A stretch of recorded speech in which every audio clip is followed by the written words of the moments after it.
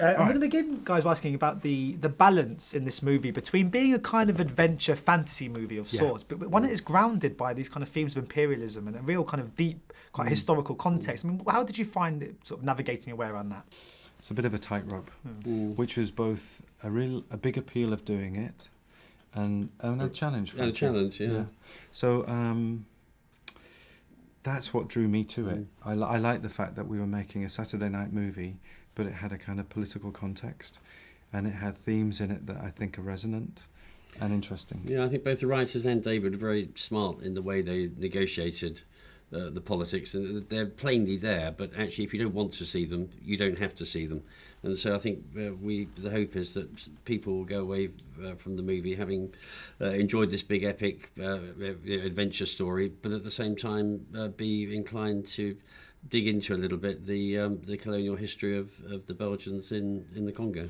I think our first read from the audiences are seeing it in America this weekend is they're accepting, they're sort of embracing that, and which is great. I mean, but there's an inherent contradiction there because those two don't normally go together, and some people might have a problem with that. The audiences don't seem to be, which is fantastic and exciting. I like the contradiction.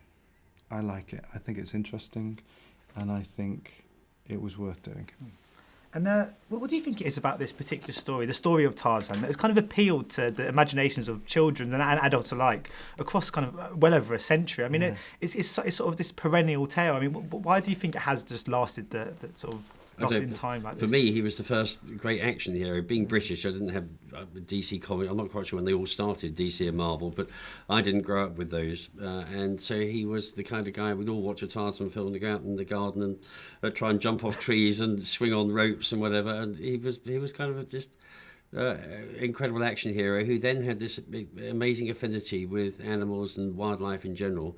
And was able to live in the rainforest with these huge, great apes, and just he was amazing. And so I think this is, even in this day and age, there's still a bit of that carries across Africa as a context that we haven't seen a lot in recent years in film. And it's, even though we all travel the world at will, it's still the dark continent in many respects. It's big, it's huge, it's dangerous. And it's full of, well, unfortunately, not so many wild animals as it used to be, but... And I was just wondering too, I mean, it's not just Tarzan's movie, though. I mean, Jane is an integral part of this story, of course. Yes. She's not just your archetypal kind of damsel in distress. Was it really essential that in this movie she was a well-rounded character with her own history? Completely, and it was... and the wonderful thing about Margot is she brings up so much to that. You know, she's quite a tomboy, Margot. You know, she's quite feisty, she's very independent, and she's very beautiful. And being Australian, she's quite earthy as well. But totally, we were very... As you modernise this character, bring him into the 21st century, it was crucial that she was a modern woman, basically. And it wouldn't have worked if she wasn't, we feel. So Margot was the perfect fit for that.